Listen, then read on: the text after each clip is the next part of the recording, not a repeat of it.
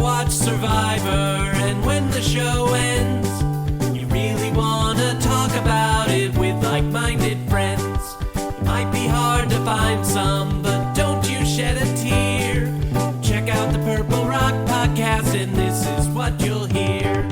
John will make some dumb jokes, Andy likes to yell and curse, and if they're not available, the backup hosts are so much worse. Spend the whole time being jerks, telling you you're wrong, and so we got this other jerk to sing you our theme song. It's the Purple Rock Survivor Podcast. Welcome to the Purple Rock Survivor Podcast. I am John, my co-host is Andy, and this week we are talking Survivor 48, Episode 12. We are almost to the finish line. We are so close, but I think our big, powerful, sexy legs will carry us there. I don't know that our arms are going to make it. No.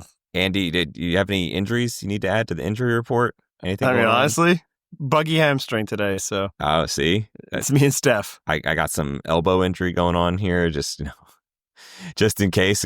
Apparently it's the thing. You have to publicly announce your injuries. So just putting it out there. Maybe there was gambling action and you're just That's right. trying to be upfront. So, if you guys had any money on this podcast, just so you know, That's right. Andy's limping it out, and I'll struggle through, but I'll make it. So At the very least, you want to put us into a parlay. right. And with our this week's sponsor, DraftKings, you can... I feel like you should have just thrown out something that's like not even, real, just draft queens Yeah. or something. Yeah. The up and comer draft queens. Hey, I feel like that's a different thing. yeah, probably. Honestly, I feel like you'd watch that show. probably. And, honestly, it feels like an app I should start. Draft queens. Hey, how did you like this episode of Survivor? Yeah, that was a good one. I've been enjoying the season. I think this has been an improvement over the past two, which were just kind of, placeholders, keeping it going. But yeah, no, I'm happy. Our dynamic duo started doing some stuff. I think I'm really interested in actually what they're doing. We'll get into that, but I enjoyed the episode. I'm sensing maybe less so for you. It was okay. I mean, it was not my favorite of the season. It was interesting in that I think, it went a direction I was not necessarily expecting. I'm not specifically referring to the Shauhin vote because that was not such a surprise, but I think just like a plan was implied that I did not think was the plan all along. So Let's go to the plan right now. Let's It's hard talk to the plan, around us. because I think I think the expectation which I had, and I think you shared, was that at some point these two, Kyle and Kamilla, our heroes, are going to team up and they're going to take out Joe, right? Because Joe's the big target. He's the big fish. You got to take him out. And that was the assumption. But there has been this talk for a couple weeks that was like, one of us has to make the final. And it's like, that is kind of weird that they were saying it that way. I thought it was like a mutual respect thing. Like, look, if we got to come for each other, it's fine. I understand. Like, we're just, we're in playing a game. I respect your game. You respect mine. I don't think that's it anymore. Like, I think, it's all coming together now that no, they're not going after Joe because they don't think they need to go after Joe. Like, they are perfectly fine bringing Joe and Eva to the final three. Is that your take? I think they are not as worried about it as is everybody watching. Now I'll say I've been for weeks now saying, are we sure that Joe is such a fearsome foe in the finals? So yeah, I'm on this, but I'm not. I think I'm not saying they won't vote out Joe, but yes, I think this week made it clear that that's not necessarily the number one priority, and I'll say I'm okay with that because the number one priority is to win Survivor. And I know all the viewers are convinced that the only way that can happen is if they get rid of Joe, but there are different ways to skin a cat. And yeah, I mean, I think I had said last week, I'm I'm very confused because that seemed like the time for the move, right? And I was like, but the story still seems to be heading a very specific direction in which it's fine that they didn't take out Joe there and everything is going to turn out okay for our heroes. And I'm like, how?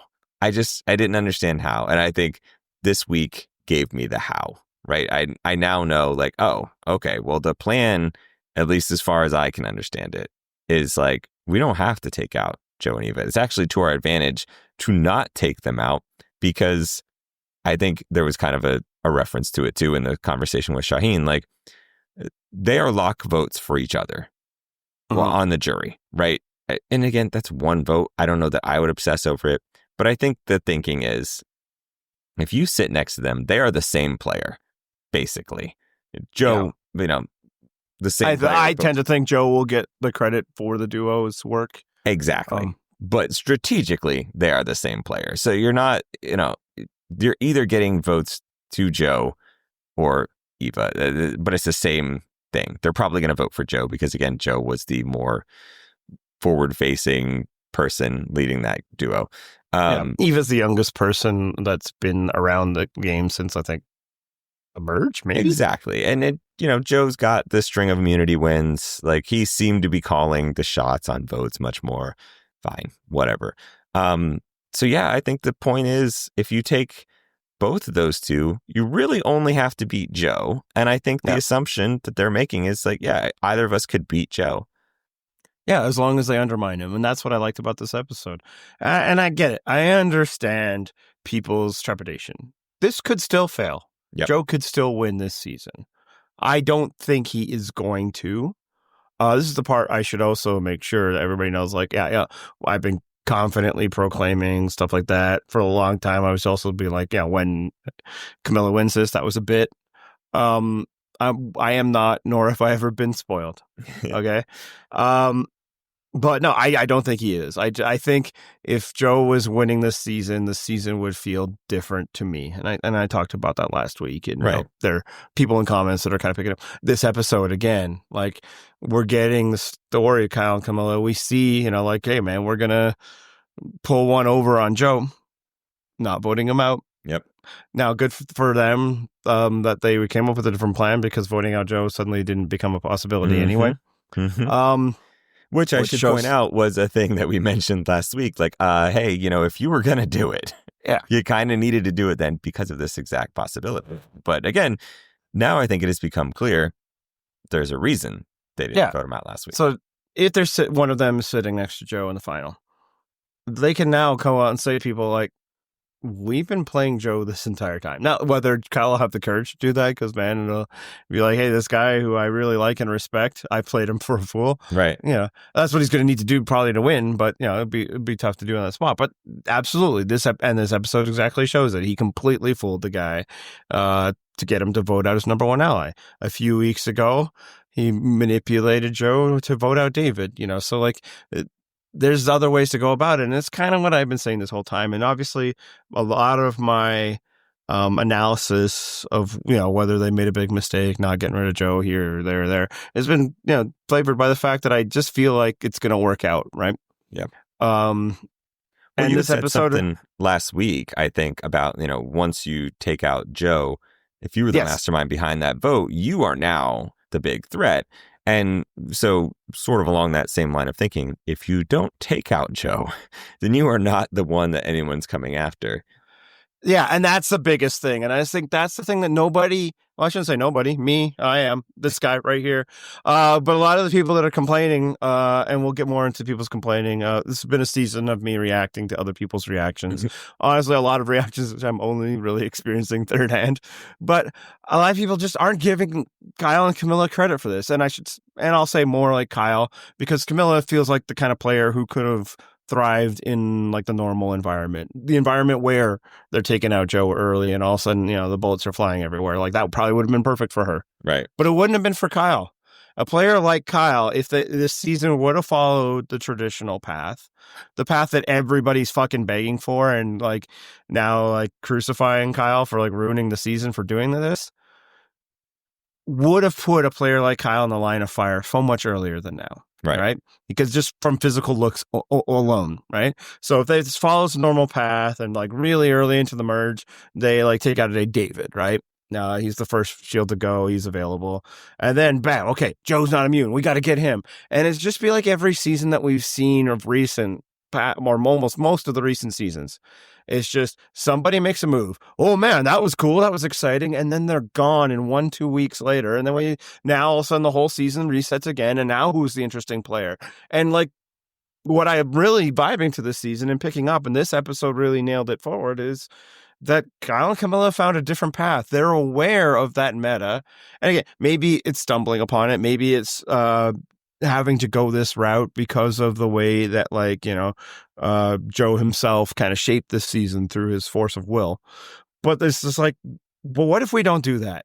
What if we wait and find the right moment? And obviously that's wrought with danger, because what if that great moment never materializes, or you wait too long for that moment? And we discussed that last week. Right. But so often people take the shot too soon of late. And I've always made the argument better too soon than too late. But maybe that's not true anymore. I've been deeply unsatisfied with most of the winners of Survivor to the point where I just don't even care about the winner. Like, it's fine, it's cool, but whatever. One of the players I liked the most lost a couple seasons ago. The Taylor Swiftie fan, I can't think of, Charlie, yes. And I just shrugged it off. Kenzie seems nice, and whatever, man, it's Survivor. Face it, Jake, it's Chinatown, right? But it feels like Kyle has found another way, and it's like, well, if we never start that battle, then I can play through. And what I like about his plan this week, that it doesn't target Joe. And look, man, just like all the rest of you, I thought they'll look to take out Joe now. Is that it accomplishes a goal. Joe is weaker now than he was yesterday. And it gives him a way of, even if I never take out Joe, I can maybe still beat him. Mm-hmm. And it's just like, I think it's just like this really interesting way of thinking that I would not have thought of, right? Me, guy who watches and then talks about it. Right. That, like, it feels like nobody's ever really thought of, or if they have thought of it, never really executed it well enough for them to be edited as somebody who is, like, maybe everybody who failed to take out the big target and lost to them was thinking this way. But again, how many big targets make it to the end, right? Like, It's a lot of just, oh, well, now that all of the, interesting players have been shot down, this is what we're used to. And then the internet convinces themselves that that's what they like about Survivor. I actually really liked the plan once it was explained to me. My first reaction, I'm not going to lie, was like, but just take out Joe. Right. He's right there.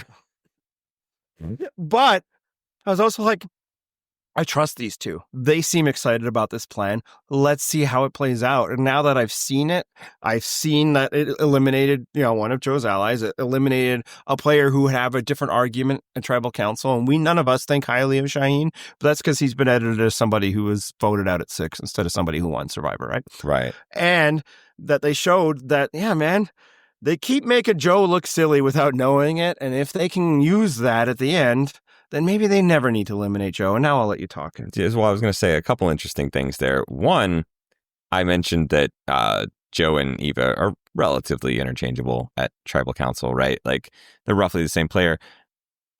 So when they say one of us has to make it to the end, meaning when Kyle and Kamilla say that, like, they kind of have the same problem, right? Like, the moves will roughly be the same for each of them. So it's not necessarily a good idea for both of them to make Final Tribal Council, because they actually might split votes in some way. They have a great argument against everybody else, not a very great argument against each other. Right, exactly. There's not enough to differentiate them. Like, I feel like Kyle can differentiate himself from Kamilla more than Kamilla can differentiate, because like he literally saved her, right? Like he could just say, you would have been voted out at 8, I believe it was. But I think that there's other things at play too. Like, if let's say it was David in the Joe position, right? Like, I don't know that David necessarily makes it all the way through. I think there is something specifically about Joe that has made him last this long and made people view him as like, I'll keep him around because and we'll get to discussion of Joe later, but like socially, the guy is just very likable. Like in the scenes that you see people talking to him, there's a lot of like genuine emotion. There's laughter. There seems to be like respect. Like, it's not like it was with David, right? Where we saw some interactions with people like, we're like, oh God, David's just fucking weird. Like, I don't like him. He's too aggressive, whatever it might be. Joe has certainly had some moments where he's been a little off the rails, right? But overall, a lot of people are very interested in talking to Joe, hanging out with Joe, whatever.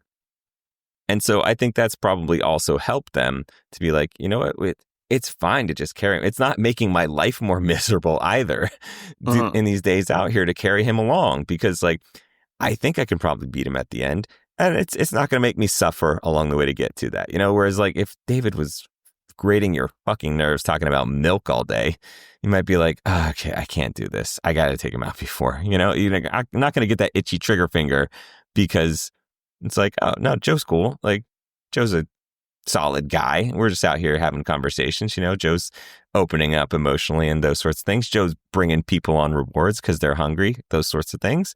Like, you know, I can understand why they might be like, yeah, let's just keep Joe around. It's fine. Versus someone more like a David, right? Yeah. No, and I've been mentioning this for several weeks now.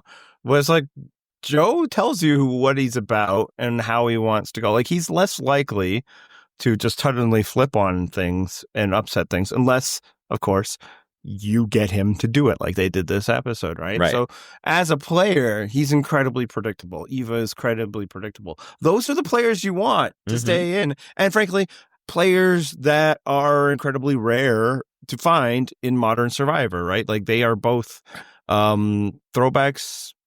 That's not the word I wanted. The one where like things are out of place, a person, but anachronisms. That's it. Yes, they are anachronistic Survivor players, right?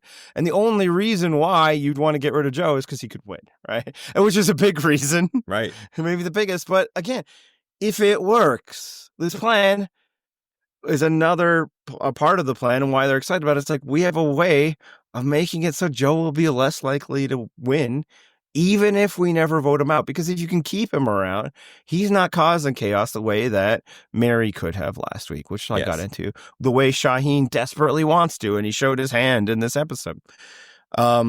So yeah, no, I mean, again, because I have a feeling that it will work out, I'm really interested and kind of impressed. Like, it feels like a very different approach to Survivor. And I like when those exist, because I kind of felt like we read on out of them. And what's interesting is, and nobody's here for it. You know, nobody. No. I mean, they are really not interested in this. They're just like, can you just fucking vote out Joe already? We'll discuss that more later. But the other thing that I noticed was that, like, there's this. I'm trying to think of how best to describe it. Like, you know, you were talking about how Joe's very predictable and Eva's very predictable, right?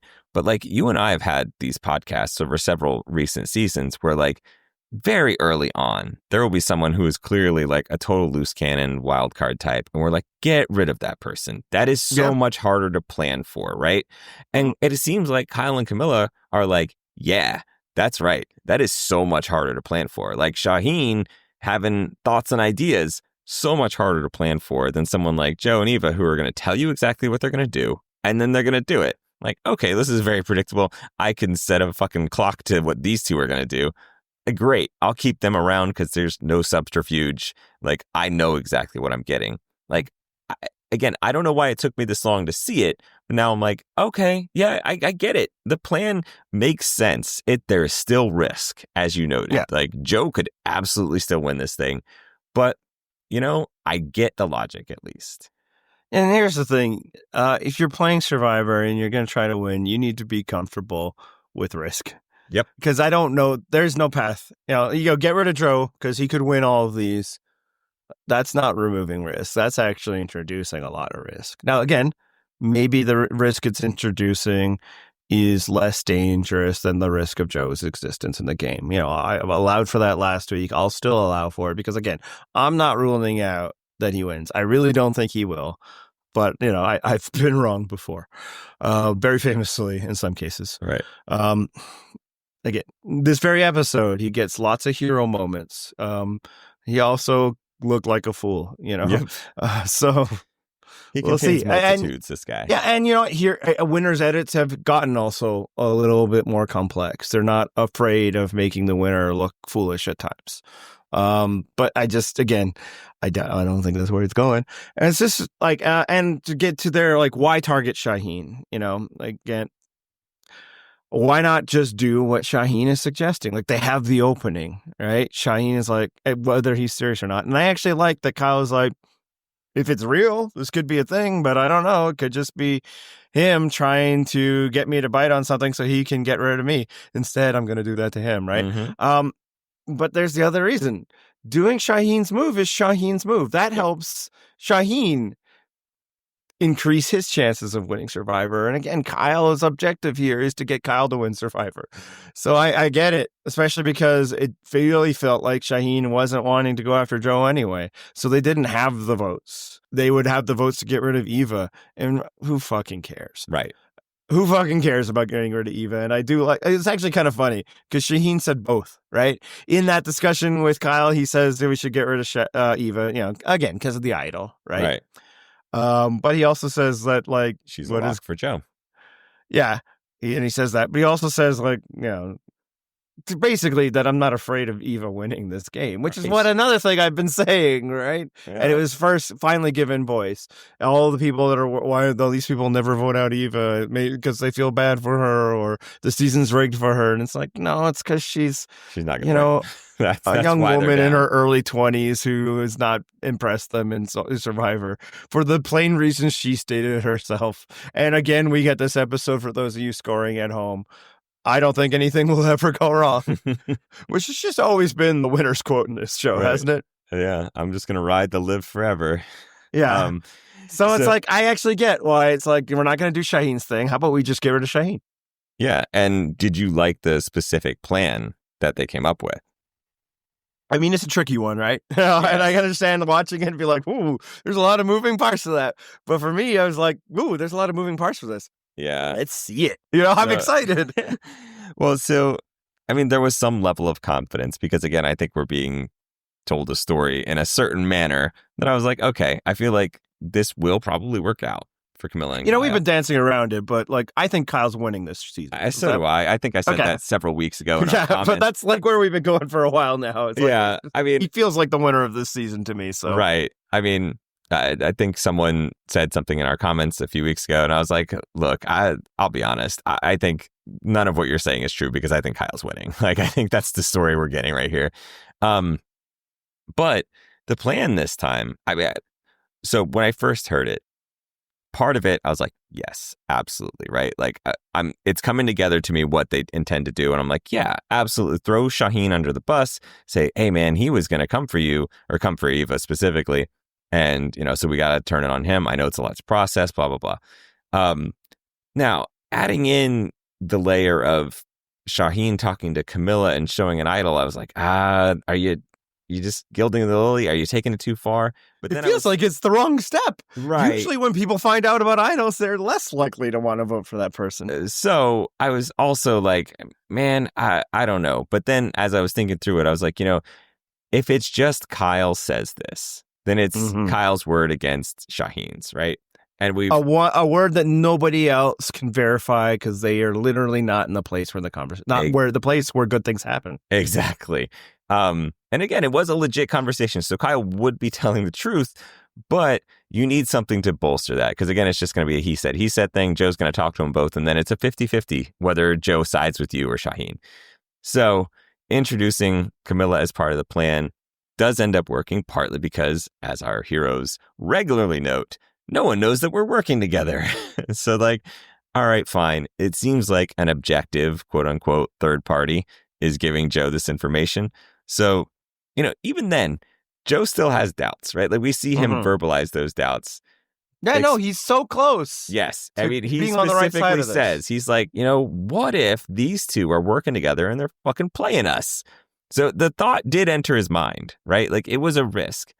And the other thought that I had was like, I don't think this is going to happen because again, I think the story's going a certain way. But if Joe walked into tribal council and said publicly in front of everybody, hey, Shauhin, this is the story that went down.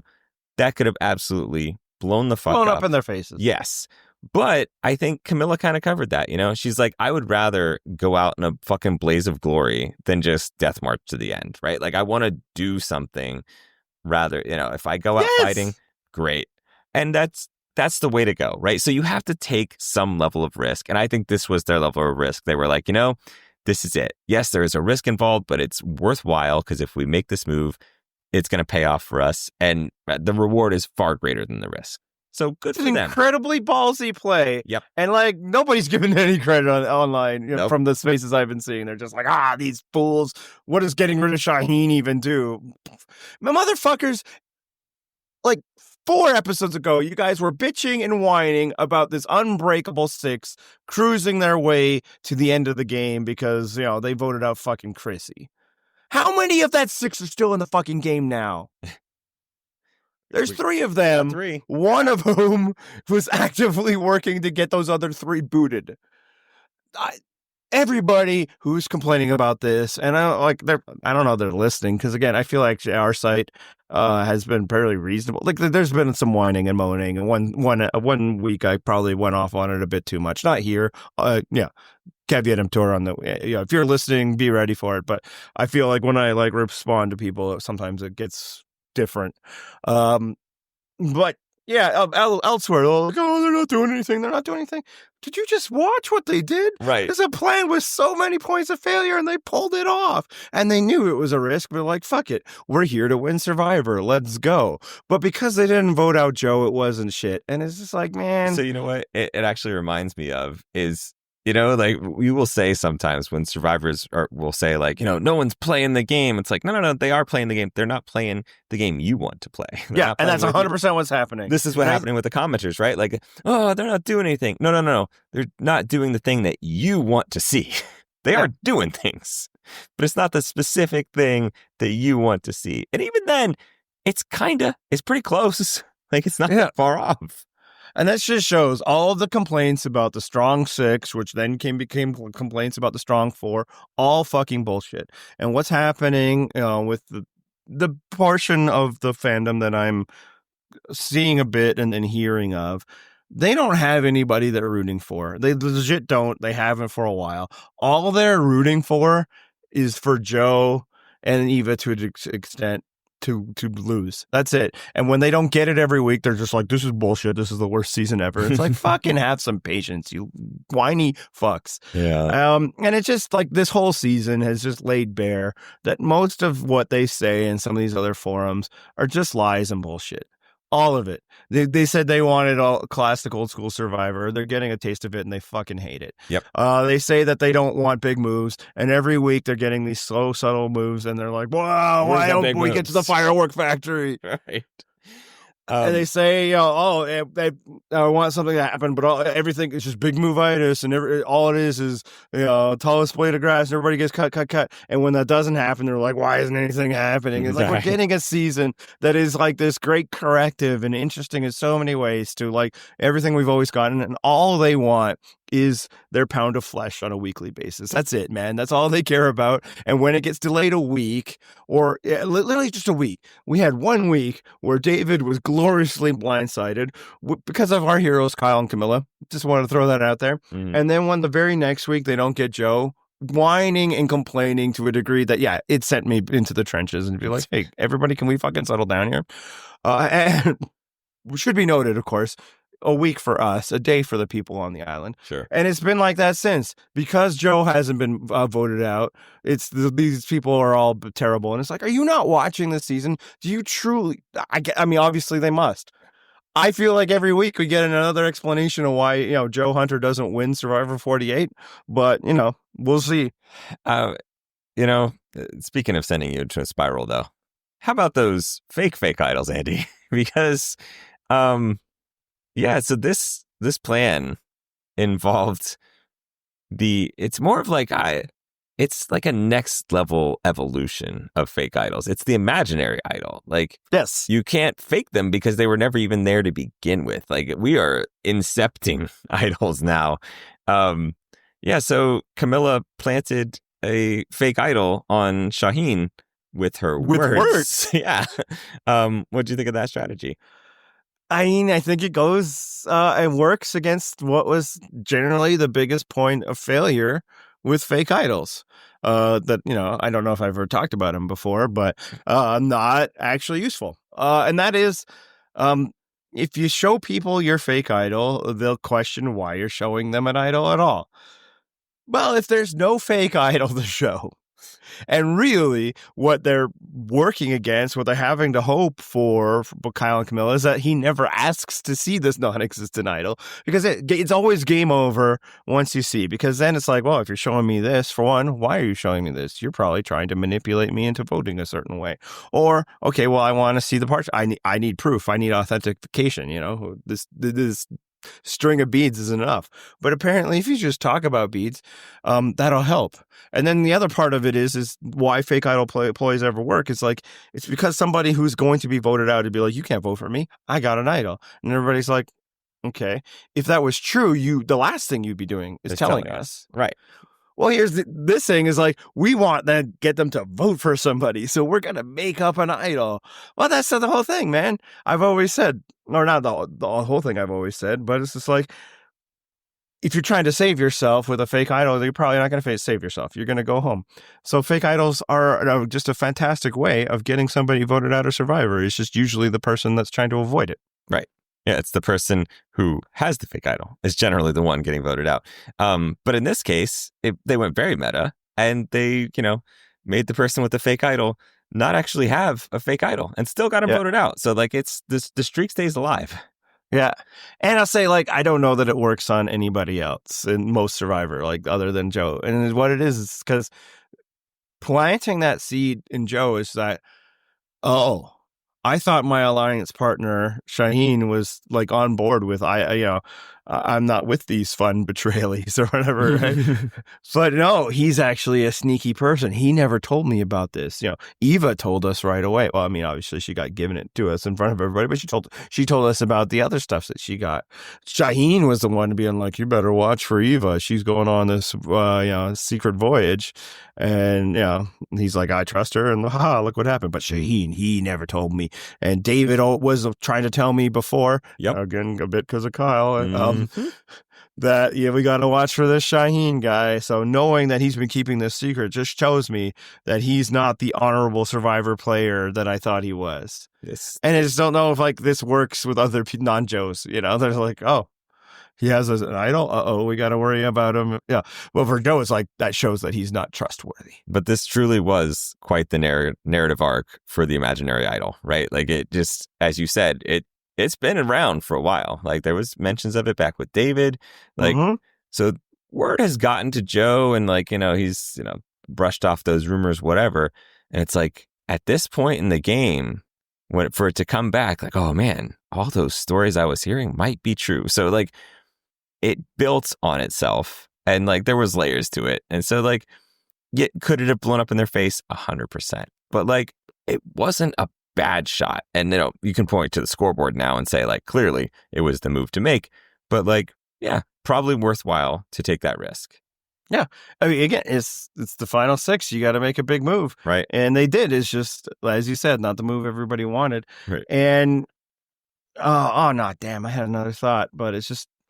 Well, I wanted to ask a question for you, because so we had these votes that have come up throughout the season, right? This week's vote, I mean, I thought it was a joke almost, because the entirety of the vote is, should we have idols in Survivor 50? Not like lots of idols, very few idols, whatever, some middle ground. No. Just yes, no. And it's like, there is a contingent that wants to vote no. But again, it's like this exceedingly small but loud portion of the online audience. Like, they'll go vote for that. Sure, they'll be like, no, absolutely not. But realistically, the overwhelming majority of people are going to want titles. So what is the point of this fucking vote? Even if the vote was no, let's say it was a narrow margin, like 55% said, nah, don't do it. You think Survivor is going to abandon idols. They love that shit. Yeah, I think the point of it is in future Jeff Probst's podcast, you can be like, yeah, people say they don't want that, but we have the data now. Yep. Like 90% of people said they wanted idols. So shut the fuck up. When you get in that voting booth, you're a different person than you are behind the screen. Yeah. And I was like, obviously, I voted for idols because idols have been a net good for this game since at least the second season. The first season was whatever. And I've never felt otherwise. Honestly, I don't even complain when there's so many. Or when people get all, why is there one at Final Five? It's like the rules are always said they were good till Final Five. So I don't know where a bunch of people got into their heads. Well, they won't put one in at 5. Okay. I still think there's probably one out there that nobody's bothered to find this season. I've been thinking that for weeks. Like, is there one there and they're just not looking? Or they're just, not are finding? They looking and haven't found it? Yeah. I feel like they would at least show us that there is some like initiative being taken to look for it. But no, I guess not. I'll say for a half second, it's like, would it be interesting to have one season without? But frankly, we have seasons where they like barely do anything. Right. No, it's no. The answer is no. This game needs some element of, hey, what if we couldn't just all gang up on one vote, which is frankly a disturbing trend that's happened even with the existence of idols. Exactly. Like, introduce some level of risk into the game. Like, it's fine. It's great. They should have idols. Actually, one other thing is just like when we're talking about Joe, I did remember what I wanted to say.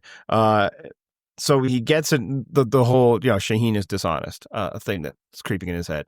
And that leads to the conversation between himself and Shauhin, which, Joe is like, I'm going to get to the bottom of this. But like, he's not an investigator, man. Nope. Because it was clear that he was all up in his feelings from the beginning. And it's not a productive conversation. No, it's not. And maybe when they enact this plan, they know. And it's like, I've actually seen the way Joe operates. It'll be fine. And that furthers the idea that they're hurting Joe's chances. Because, and this is another thing that I've been saying throughout, and I don't know this one is unique. Other people have probably said it, but, I'm not listening to their podcast. You're listening to mine. When you play the loyal game card, that's such a hard one to win. When you're sitting in front of a bunch of people you had to have voted out. Unless I was loyal, I just had no power in the game, right? Mm-hmm. But if it's hard to have both, right? That I kept my word and I controlled the game. Then it's like, well, what am I doing here? Right? And that's another person. He voted out Shauhin and was kind of a dick to him on the way out.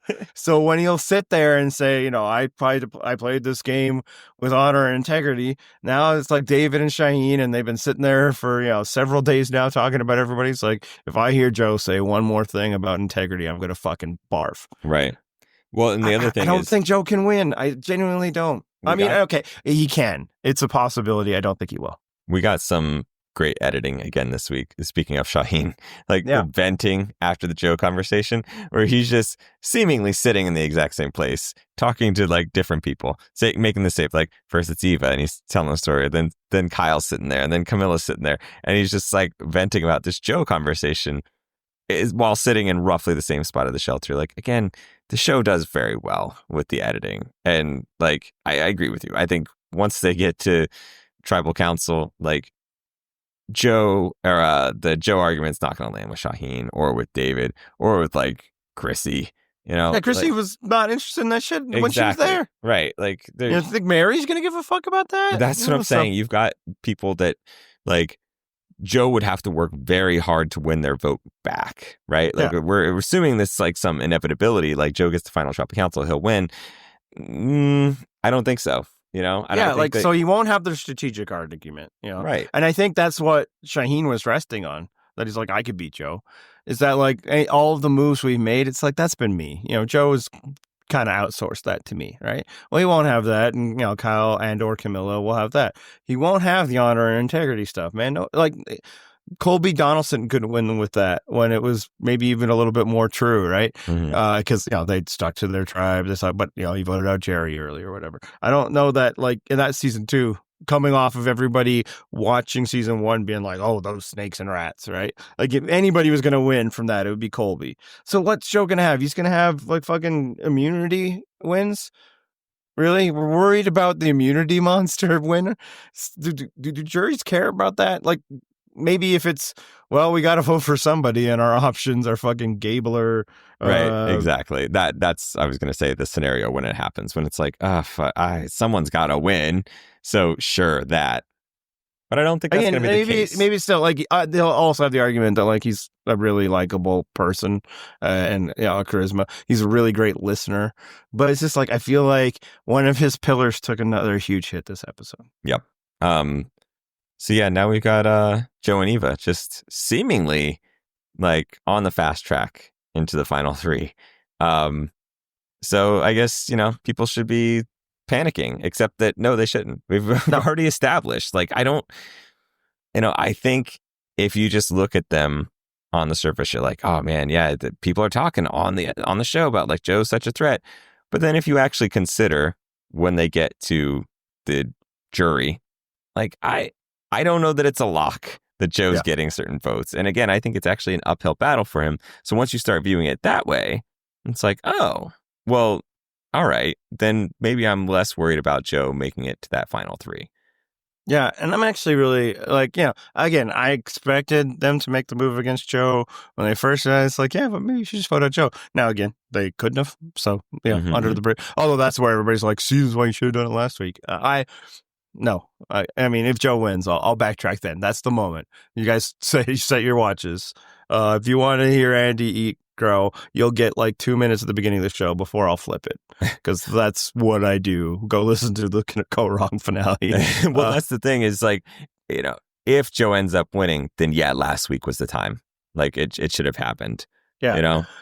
But I'm actually excited because it's exciting, man. Instead of, a finale where it's like either we know what happens or we'll know after the first vote what's happening, we're going to have this Kyle and Kamilla versus Joe and Eva thing all the way to the end. That's fun, isn't it? It is. I guess it's not, because Survivor's only fun when you get what you want every week. But I actually, like, when it ended, I'm like, cool. We get the story of the season gets to continue to the final. How fun and original is that? Like, that's not often the way it goes. Well, where did you think that, because Shauhin, we got a couple different spots in this episode where he was letting us know he is the best player in this game, even on his way out, which again, he's not the first person to ever do this. But you took out the top dog. Congratulations to you. Like, I was running this, of course. You got to do what you got to do, Yeah, of course. It's got to be a tough walk. Look, I am who I am. I'm the best. I know you had to come for me at some point. First of all, two things. One, I can, like, imagine conversations between Kyle and Kamilla, like, oh my God, Shauhin's got to be the easiest jury vote in the world to win. Like, it takes 2 sentences and then he's on board. And this is why you'd want to go up against Joe and Eva, because he's not going to care what they say. All you have to do is say, like, Shauhin, so sorry I made this move against you, but I had to, bro. You were such a good player. Done. That's it. That's your whole argument. Check. Move on to the next vote. Right? Yeah. Like, he is exactly that person. But, like, if you're Shauhin, and again, you're not watching the edit of this season, you're probably unaware that there's a secret relationship between Kamilla and Kyle. I don't know if that's ever mentioned. You think you got rid of David, right? And you laid the seeds early. You think you kept the ship going and got rid of some early distractions like Chrissy and Star. You think Kyle has kind of just been your alliance partner. You think Kamilla has been this option you've had. So, like, and again, if they don't vote out Shauhin here, and then they get out Joe, and then Kyle becomes, like, it could have worked. It could have been a season that is edited a lot differently. We get through his POV. Yep. And again, kind of getting back to what I said, your main alliance partners are Eva and Joe. Not exactly the most lateral Survivor thinkers. So you're like, right. No, this has worked because I've made it work. Maybe all that was true until it wasn't, Well, not only that, but, like, survivors in general are just very convinced of their own importance, right? Like, I feel like the vast majority of them come home thinking the whole show is going to be about them. They could be like the 6th boot, and they're like, oh, I really thought I'd be a featured character. Like, what would make you think that? So yeah, it's not surprising that someone getting that deep in the game would be like, yeah, man, I was I was the kingpin. I was running all of this. And like you said, considering who he was aligned with, yeah, I can understand feeling like you are the big fish in the small pond strategically there. Yeah, and again, especially because Kyle and Kamilla have done a great job hiding how involved they really have been. I can see why Shauhin sitting there at 6, frankly, sitting there at 8, being like, no, I'm the survivor here, you know? Yep. Like, David's a dope, you know, Mary and Star are nothing. Like, I get it. I definitely, and, you know, there's probably even a world in which it could have been true. It just wasn't because he got played by better players. So we should probably talk about something that happened at the voting, which is that it was not 5-1 for Shauhin. There were 2 votes for Mitch, one of which was from Kamilla. Why did you think Kamilla decided to throw an extra vote on Mitch?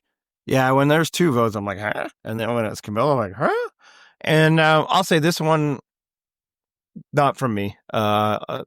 Emma spelled this out a bit more, and it makes sense. It all goes back to Kyle and Camilla's subterfuge. So what they're convincing Eva and Joe what's happening is that Shauhin is flipping on Eva, right? So they're not counting they're not counting on 2 Mitch votes. They're counting on Eva votes, and then their votes for Shauhin, which the fact that 4 of them voted that way suggests that it wasn't actually as up in the air as the edit and their sound mixing made it seem like. I think that was decided before they went to tribal council. So what Camilla's doing, even though she knows she doesn't need to do this, she knows that's not actually what's happening, is she's assigned the vote for Mitch to protect Eva from Shauhin's idol, which is completely fake, right? So it's a split to protect against Shauhin playing the idol. Now, obviously, once you kind of get in there, she also tells Eva, play your idol if Shauhin plays her. So, you don't really need to protect Eva. So then it could be like, well, this is an extra layer, or it's protecting myself. Because now, there's going to be 1 vote that will be decided. And so, it's because of the fake idol, it's a fake vote split as well that she's doing. Right. And yes, you nailed it. The exact, or I guess I should say Emma nailed it. The way that that is that scene that we very brief scene where we see Kamilla talking to Eva and saying okay, or Eva's like, okay, so I play my idol if Shauhin plays his. And Camilla's like, yes, absolutely. That's it. That's your tell, right? That's all you're going to get, but that is supporting evidence. And then he also is we don't know that Eva and Joe realize that Mitch is with them to vote out Shauhin. So it could be then Camilla's vote is also to guard against what Mitch's vote might be.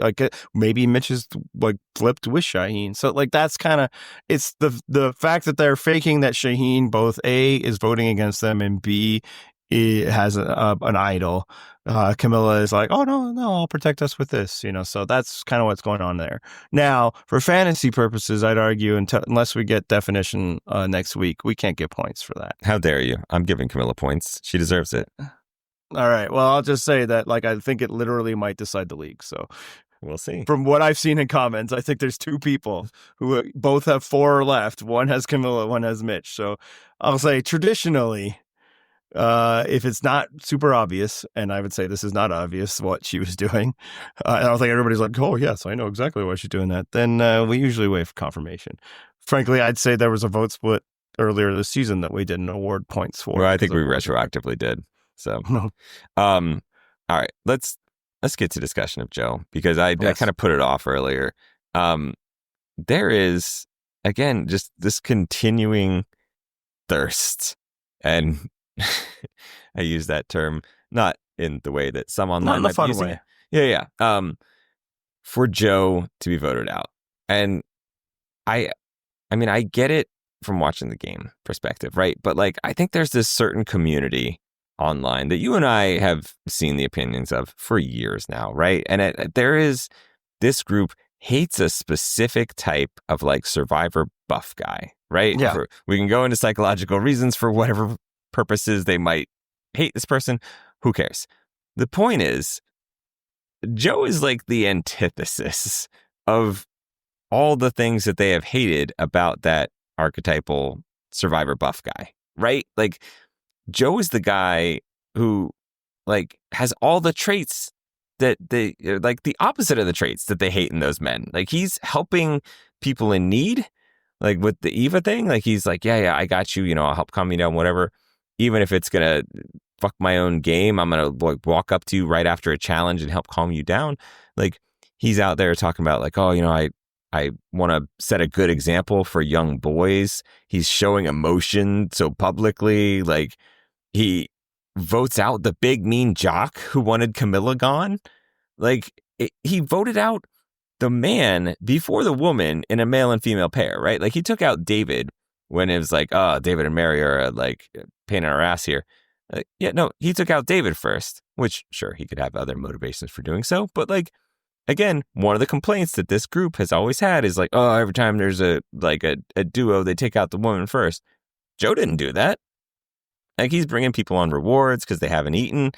And according to a podcast text that we got this week, his wife is the color commentator for the Sacramento Kings, which is pretty fucking cool. Like it's clear that Joe's not worried about getting outshined by his cool ass spouse.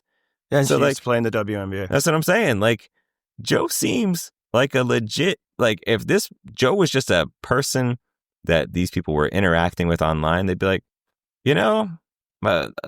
this guy seems decent. Like he seems cool. I'd throw him a follow if I'm on social media, right? Like, he would be such a boring follow. He would be. God, yeah. Honestly, like 95% of survivors are very boring follows. Yeah. Shout out to Fishback for keeping it real, though. He's entertaining. But yeah, like Joe is like somehow the opposite of this guy that they hate, and yet still they hate him. What is going on? Yeah, and like, man, some of it could be what I just said. He's probably a boring follow. I mean, I said that in the first episode, when it wasn't a popular thing to say. It's like, hey, yeah, no, it's really sweet and cool. I don't know if those two are going to be very interesting. Now I've actually turned around. Joe's has become interesting to me in the way that he is so retrograde about it, the way Survivor should be played. And it's just like, yeah, part of it's the hypocrisy, man. They never actually wanted the thing they wanted. But the other thing is, some of it's reactionary, right? There was 10 years, seasons in a row where almost all of them were male winners, maybe two that weren't. I don't know the math. And I think it built up in the community. This is like, we're not rooting for that ever again. And that's some of it. And then, in classic social, conditions, you're going to get better feedback, upvotes or whatever when you join the brigade of like, no, this thing sucks. Yeah. And that's some of it. And then, yeah, man, it's just like, it just shows there's literally nothing that type could do that they wouldn't just be like, oh, why do they even get to be on my show? And like, man, I get that attitude if this was like the Traitors or something, but like, and this is a fabric of what Survivor has always been. And if you can't I don't know. For me, it just feels like it'd be so limiting that you just write off like an entire type. It's like, no, there's nothing they could do to ever be interesting to me. And it's even more limiting when it's like literally half the cast. And again, this is also someone who's like, very publicly speaking out against domestic violence. Like there's all these things about it. Yeah. Like you would think, hey man, that seems like a cool enough guy. No, that's like, oh, we gotta fucking get rid of Joe. Like he's terrible. He's the worst. Like, is he though? These people are idiots for not doing it. No, look, to be fair, if you didn't follow preseason press, tonight's episode would be the first time that you'd know about it. Which would usually describe me, but because I'd heard that his wife played in the WNBA, and then that fell me down the path of his personal history, because I just thought that was cool. Yeah, so that, but at the same time, these are communities that pride themselves on knowing all these details before the show, so it's like, I don't know. He seems to be like the nicest Survivor that the entire Survivor internet hates. And right there, it's a mistake to suggest the Survivor internet is a monolith.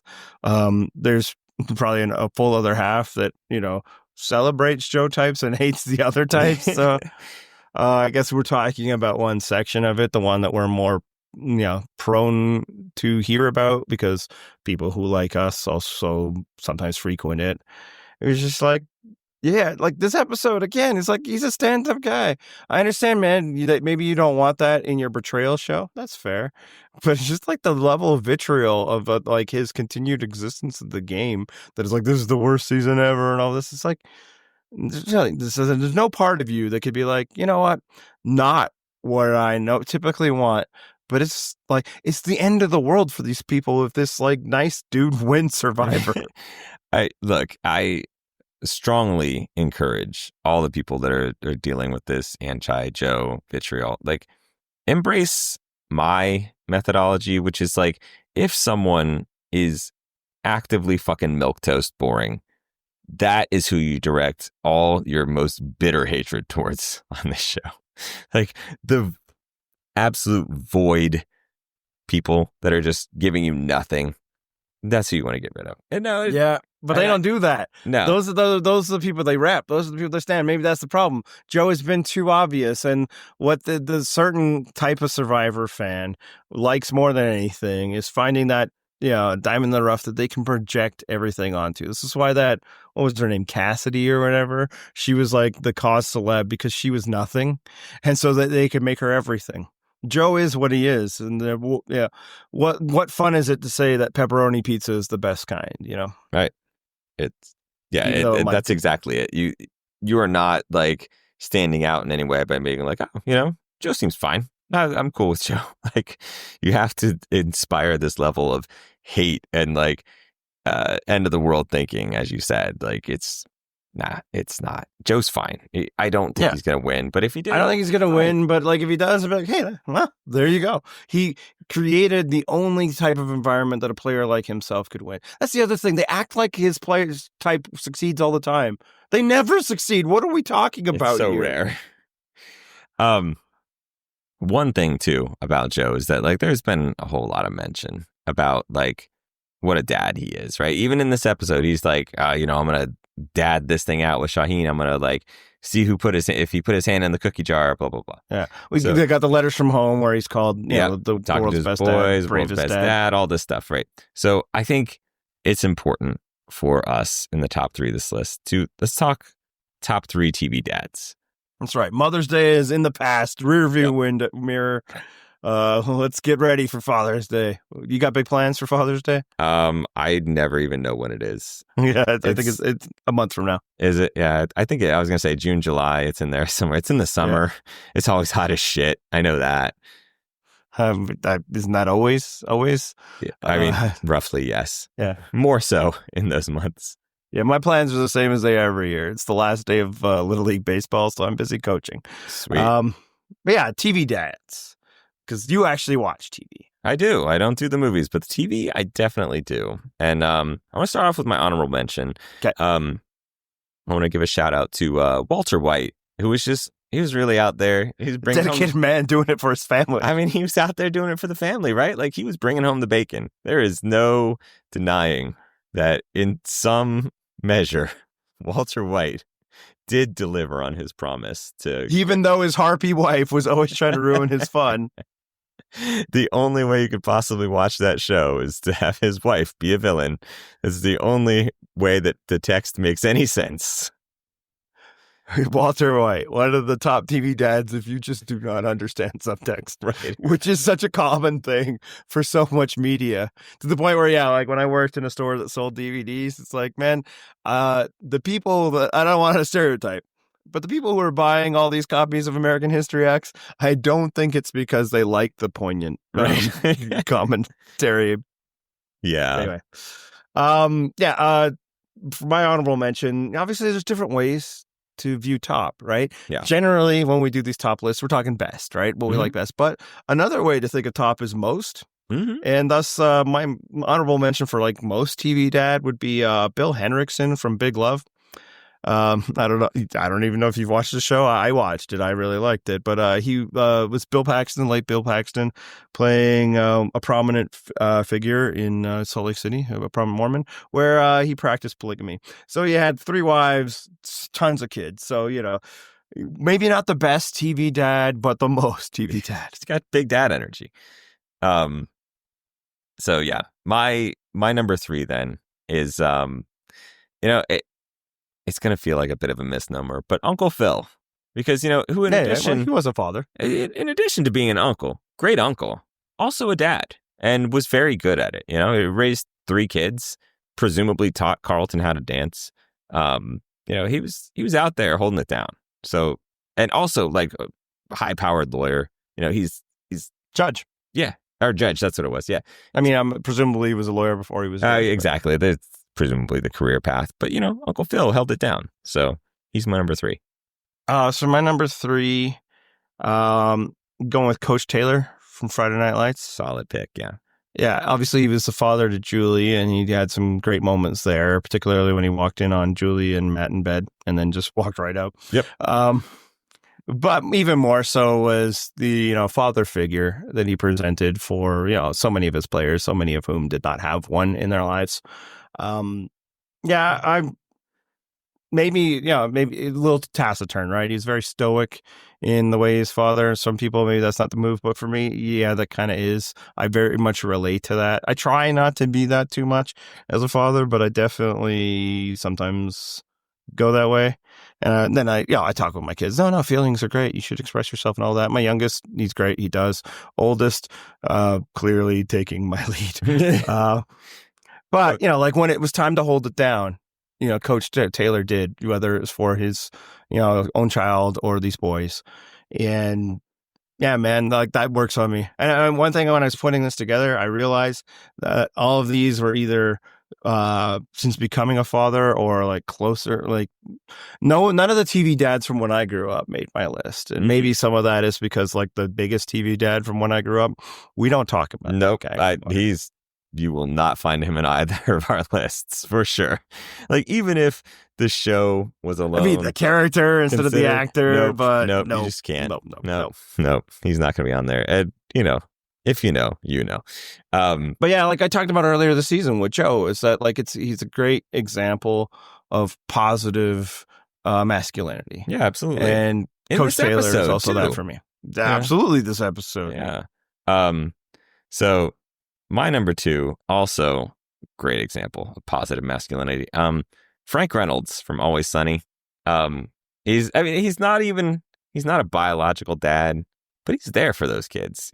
He's even like kind of adopted Charlie as like a almost son-like figure, son-like roommate. I don't know, a son roommate. It's a weird line. I don't really know where it lies, but he's really involved in the life of children who aren't biologically his. He's out there for them.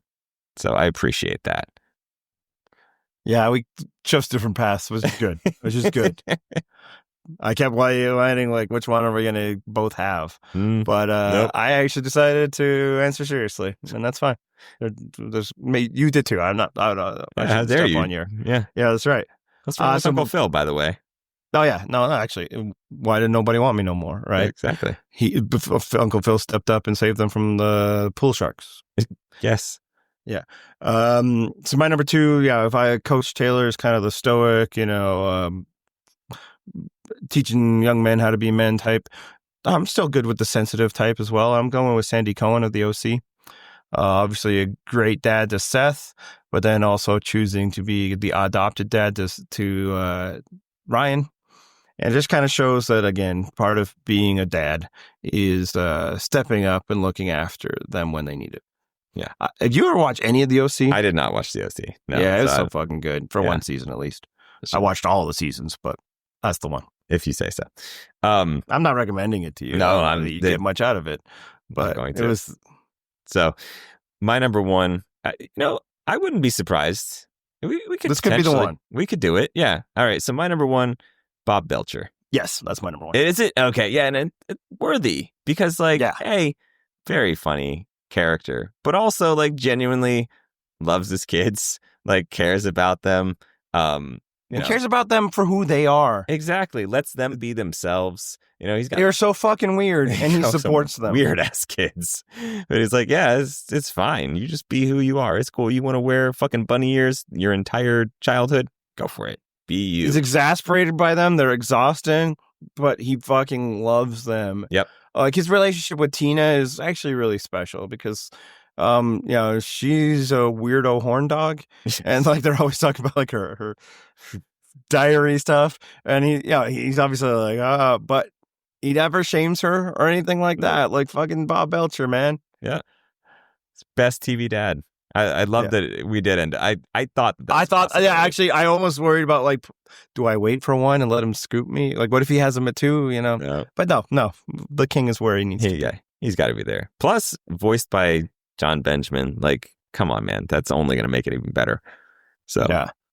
And then one thing I thought of, but I haven't fully watched the show. I've just kind of been in the room while my kid was watching and all of that. But Bandit Healer for Bluey, one of the reasons. Things. Yeah, he's a good dad. The one thing is like maybe he sets an unrealistic standard for how much a dad can really like engage in their children's play. Like just the commitment he shows, and it's like, man, I'm a shit father compared to you, Bandit. At a certain point, I'd be like, man, I got to sit down and check my phone. Right. And there's only so much imaginative play that you can engage in before it's like, okay, it's time to call it a day. No, I was just saying, like, his kids are more imaginative, like you do it, it's like, okay, well, I've gone through the whole story and you're not giving me anything. Like the kids they're not good at yes and, No. They're just like, do the thing, dance for me, monkey. And it's like, okay, well, it's been a while. I gotta go do something else. My knees hurt, Exactly. It's an uncomfortable position I'm sitting in. All right, I wanted to get to quickly before we wrap this thing up, some fan mail. Number one, we got this text to the podcast. Again, feel free to text us. We can't reply to you, but we might reply to you in the form of the podcast, which I'm going to do right now. So this one is actually someone that's written into us before. So the text reads, attached is a photo, not taken by me yet, of the bolo snake, also known as the Fijian burrowing snake. And contrary to popular belief, Fiji is not entirely devoid of venomous land snakes.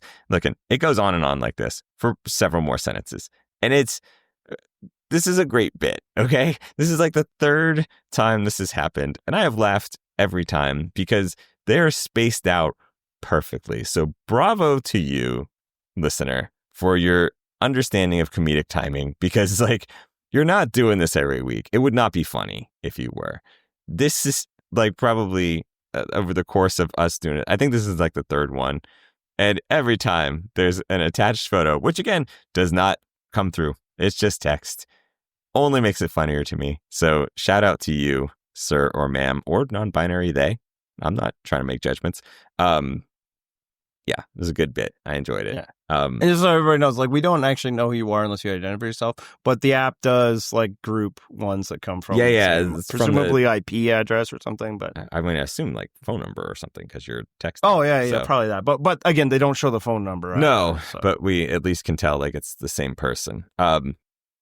So the other thing, like, I'm not even gonna read the fan mail from this, but we continue to get some texts from someone, and this man is struggling.